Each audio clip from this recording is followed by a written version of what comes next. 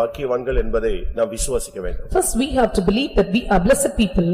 ஆண்டவருடைய நோக்கத்துல எப்படி வச்சிருக்கார் பாருங்க. And see how the Lord kept us in his purpose.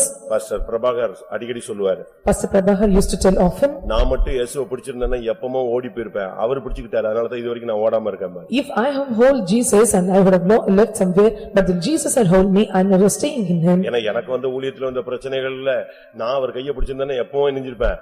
ஐயா வேண்டவே வேண்டாம் விட்டுருங்க நான் போயிட்டு இருப்பேன். ஆனா பிடிச்சது யாரு? அவர் பிடிச்சிட்டாரு. அவர் விடவே மாட்டேங்கிறாரு. The problems which I was facing in the ministry was so many, and if I have held his hands I would have left him, but he held my hands, so I was still at saving. அதனால தான் பைபிள்ல சொல்லி இருக்கு, உனக்கு கொடுத்த அந்த நல்ல தேசத்துக்காக நீ என்ன செய்யணும்? தேவனை ஸ்தோத்திரிக்க கடவாய். So in the Bible say, for the good land the Lord have given, you must praise him. நீ புசித்து குடித்து மகிழ்ச்சியா இருக்கும் பொழுது அந்த நல்ல தேசத்துக்காக நீ என்ன செய்யணும்?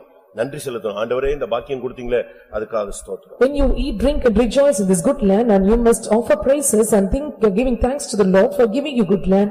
கர்த்தரை தெய்வமாய் கொண்டிருக்கிற ஜனம் பாக்கியமுள்ளது. And blessed is the people that made Lord as his own. அப்ப நாம் தான் பாக்கியவான்கள். And we are the blessed people. எந்த சூழ்நிலையிலும் நாம் நிர்பாக்கியம் உள்ளவர்களாக என்ன செய்ய கூடாது?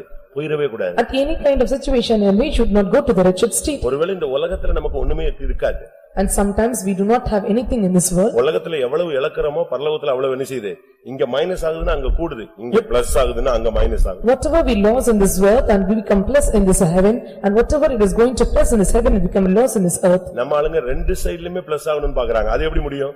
And our people want to become and add more both the places. அந்த ஐஸ்வரியவான் அந்த தரித்திரன் விஷயத்துல ஆபிரகாம் ஒரு வார்த்தை சொல்றாரு, நீ பூமியில எல்லாவற்றையும் அனுபவித்தாய், இப்ப நீ கஷ்டப்படுகிறாய். அவன் எல்லாவற்றையும் தீமையை அனுபவித்தான்.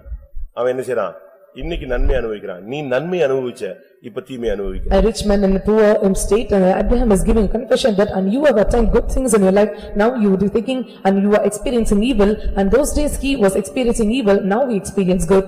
நல்லா சாப்பிடுறவங்க, நல்லா Dress போட்டுருக்கவங்க, நல்ல கார்ல போறவங்க, ஃளைட்ல போறவங்க, நல்ல விசுவாசிகள் பணக்காரங்களா இருக்கவங்கள பாத்துக்கிட்டு நீங்க எல்லாம் என்ன செய்யாதீங்க? ஐயோ போச்சே நமக்கெல்லாம் இப்படி கிடைக்கலையே, பிறந்தா இப்படி எல்லாம் பிறந்திருக்கணும் அப்படிலாம் நீங்க யோசிக்க வேண்டாம். இப்படி பிறந்தது நல்லது, நான் எங்க போயிடுவேன், எனக்கு என்ன இருக்கு? பரலோகத்துல ஒரு இடம் இருக்குங்கிற ஒரு நிச்சயத்தை நீங்கள் பெற்றுக்கொள்ள வேண்டும். And looking into the rich people, those who go by car and flight, and you should not have a base about thing, and you must have a hope and realization and believe that I will be caught up in the rapture. நீ பாக்கியவான். You are blessed. எப்படி இவன் பாக்கியவானா மாறுறான்? How he became blessed?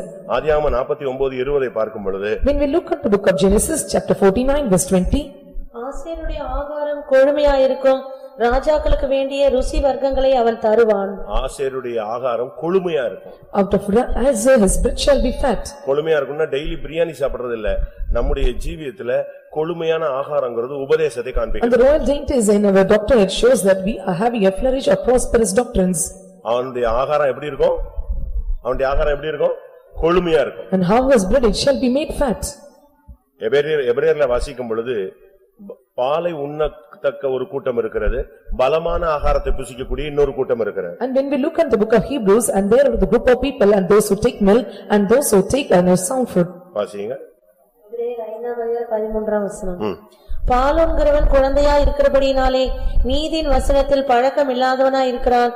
பலமான ஆகாரமானது நன்மை தீமை இன்னதென்று பயிற்சியினால் பகுத்தறியத்தக்கதாக முயற்சி செய்யும் ஞானேந்திரங்களை உடையவர்களாகிய பூரண வயதுள்ளவர்களுக்கே தகும். பலமான ஆகாரம், a strong meat. நீங்க பாருங்க, உலகத்துல எல்லாரும் நல்லா அழகா சாப்பிட்டு சந்தோஷமா இருக்கும் பொழுது யோவான் ஸ்நானகன் எதை சாப்பிட்டான்? வெட்டுகளின் இந்த விட்டி பறந்துகிட்டு இருக்க இதை பிடிச்சு பிடிச்சு சாப்பிட்டு இருந்தானா? எப்படி இப்ப ஒண்ணு இப்ப அந்த செடிகள் இருந்து இங்க தவிக்கிட்டு இருக்கு, அதுவும் வெட்டிக்கிளி தான். அதை சாப்பிட்டு இருந்தானா? இல்ல, அது ஒரு கிழங்கு. And locust is like an ant.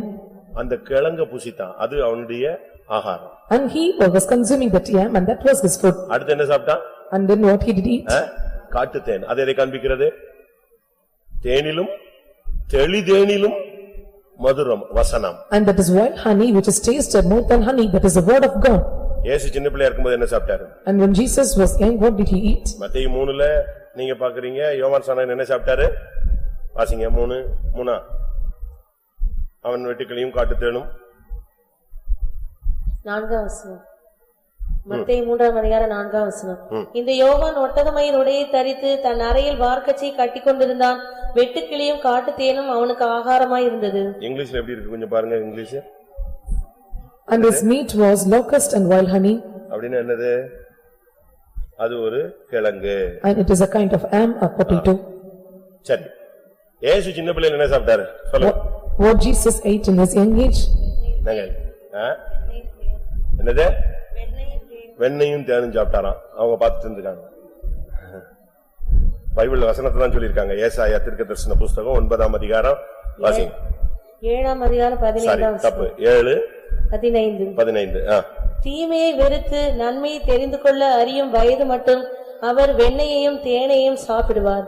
எதை சாப்பிடுவாரு? நன்மை தீமை தெளிவான அறிவு வர்ற வரைக்கும் அவர் எதை சாப்பிடுவாரு? வெண்ணையையும் தேனையும் சாப்பிடுவார். Until he get good knowledge of the evil and good, and he consume butter and honey. அது என்ன வெண்ணெய்? And what is that butter? பால் அல்ல. பால் வசனம். இது அடுத்த ஸ்டெப்புக்கு போய் அடுத்த ஸ்டெப்புக்கு வந்திருக்கு. என்னது? உபதேசம். And milk is the word of God. It is not this, we came to the next step, and it is the doctrine. குழந்தைகளுக்கு எதை கொடுப்பாங்க? பால் கொடுப்பாங்க. And for the child they give milk. வளர்ந்த பிள்ளைகளுக்கு பலமான ஆகாரம் கொடுப்பாங்க. For the grown up child, and they give the strong meat. இயேசுவுக்கு பால் கொடுத்தாங்க ஒரு டைம். அது அடுத்த ஸ்டெப்புக்கு எங்க வந்துட்டாரு? வெண்ணெய்க்கு வந்துட்டாரு. And Jesus was given milk at one stage, and next stage he came to eat his butter. பாலை ஊற வச்சு தயிராக்கி தயிரை கடைஞ்சி எது வரும்? வெண்ணெய் வரும். And with the milk becomes curd, when it is curdled it become butter. வேத வாக்கியங்களை சும்மா படிச்சா இல்ல, அதை ஆராய்ந்து பார்க்கணும். அப்ப வெண்ணெய் நித்திய ஜீவன் கிடைக்கும். Just not only reading the scripture, we have to meditate and we have to examine, and then it becomes eternal life. ஆசேருடைய ஆகாரம் எப்படி இருக்கும்? கொழுமையானது. The bread of Asher would be made flat. நம்ம சும்மா சுவிசேஷம் கேட்டுக்கிட்டு இருக்க கூடாது. It is not only just we are hearing the doctrine and gospel. சுவிசேஷம் starting stage. And gospel is the initial state. பூரணம் என்பது உபதேசம். And perfection is a doctrine. தேவ பக்திக்கு ஏற்ற உபதேசம். And it is a doctrine concerned to the word of God. கிறிஸ்துவின் உபதேசம். And it is the doctrine of Christ. கிறிஸ்துவின் உபதேசத்தை உடையவன் கிறிஸ்துவின் உபதேசம் இல்லாதவன் கிறிஸ்துவனுடையவன் அல்ல. And he do not have the doctrine of Christ, belong not to Christ. நீ புசித்து குடித்து உபதேசத்துல கொழுமையானவனாய் மாறு. You must become eat and drink and become so flourish in the doctrine. நீங்க புசித்து குடித்து இல்லாதவர்களுக்கு அது என்ன செய்யுங்க? வாசிங்க. நீங்க புசிச்சு குடிச்சிட்டு விட்டுறக்கூடாது. அந்த உபதேசத்தை மத்தவங்களுக்கு என்ன செய்யுங்க? அனுப்புங்கள். Eat and drink and send the doctrine to others and give to them. நெகேமியா 8ஆம் அதிகாரம் 10ஆம் வசனம். பின்னும் அவன் அவர்களை நோக்கி, நீங்கள் போய் கொழுமையானதை புசித்து மதுரமானதை குடித்து ஒன்றுமில்லாதவர்களுக்கு பங்குகளை அனுப்புங்கள். கொழுமையானதை புசித்து மதுரமானதை குடித்து, அது என்ன? கொழுமையானதை புசித்து உபதேசத்தை புசித்து மதுரமான வசனத்தை நீ குடித்து நீ என்ன செய்ய? மற்றவனுக்கு இல்லாதவனுக்கு கொடு, உபதேசத்தை சொல்லு. Eat and fat and drink the sweet. This means that you have to take the word of God and doctrine and give it to others that do not have. அதனால நம்ம மத்தவங்க பார்த்தவனே நம்மள பார்த்தவனே அவங்க வெட்டிக்கிட்டு போறாங்க, நம்ம இழுத்துக்கிட்டே போறோம். So those who come and we are not calling them and they go behind.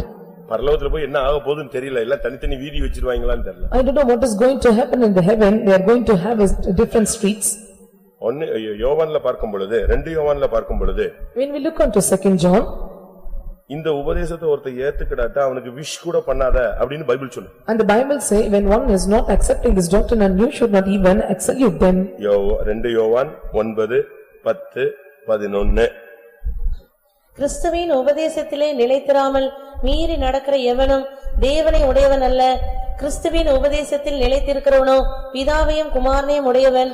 ஒருவன் உங்களிடத்தில் வந்து இந்த உபதேசத்தை கொண்டு வராமல் இருந்தால் அவனை உங்கள் வீட்டிலே ஏற்றுக்கொள்ளாமலும் அவனுக்கு வாழ்த்துதல் சொல்லாமலும் இருங்கள். அவனுக்கு வாழ்த்துதல் சொல்லுகிறவன் அவனுடைய துர்க்கிரியைகளுக்கும் பங்குள்ளவனாய் இருக்கிறான். இதனாலதான் நம்ம ஒதுங்கி கொஞ்சம் அமைதியா போய்கிட்டே இருக்கோம். So we are laying aside and we are keeping silent. கிறிஸ்துவின் உபதேசம் and the doctrine of Christ. கிறிஸ்துவின் உபதேசம் இல்லன்னா அவன் பிதாவையும் குமாரனையும் இல்லாதவன். If there is no doctrine of Christ and he who will know Father and Son.